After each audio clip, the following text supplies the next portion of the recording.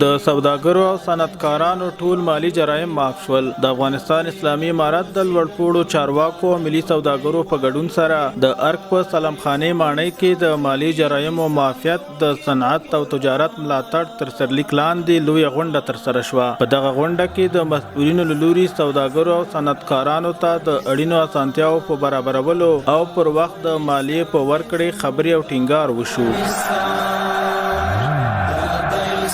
فالو هیوادا د جهاد فالو هیوادا د غیرت او زیږنتون په لومړي ځل د ننګرهار ګمرک کې د صادراتي توکو لپاره تله فعاله شوه. د مالیې وزارت د ګمرکونو لوی ریاست په لومړي ځل د ننګرهار په ګمرک کې د صادراتي توکو لپاره تله فعاله او ګټې اخیستنې ته وسپارله. پر دغه تله 4 میلیونه افغانۍ لګښت راغلی چې د مالیې وزارت له بودیجې څخه ورکړل شوی او کارونه یې هم د یو افغاني شرکت لوري ترسره شوي دي.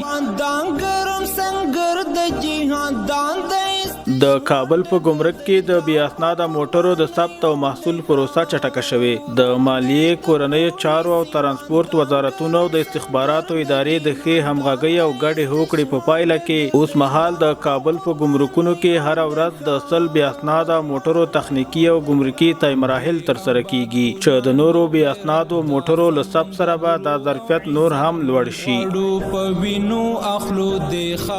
د بودیجوي واحدونو مسؤلینو ته روزنیز ورکشاپ ترسره شو. د مالیې وزارت د خزاینو لوی ریاست له لوري د 48 دولتي ادارو د بودیجوي واحدونو مسؤلینو د کاري ظرفیت لوړولو په موخه د مالی چارو په تړاو یو جامع 3 روزنیز ورکشاپ ترسره شو.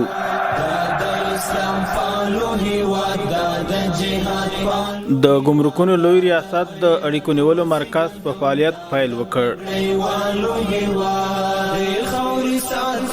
اوس هیوادوال کولی شي چې د 220 شمیرې له لارې د ګمرکونو اړوند خپلې ستونزې او شکایتونه د ګمرکونو لوی ریاست سره شریک کړي او د ګمرکونو اړوند ټول معلومات د کاري وخت پر مهال د اړیکې نیونې مرکز له لارې ترلاسه کړي. همدا شان هغه هیوادوال چې له هیواد څخه بهر دي کولی شي چې د 0093 شل 29 40 858 شمیرې له لارې د ګمرکونو لوی ریاست سره اړیکه ونیسي.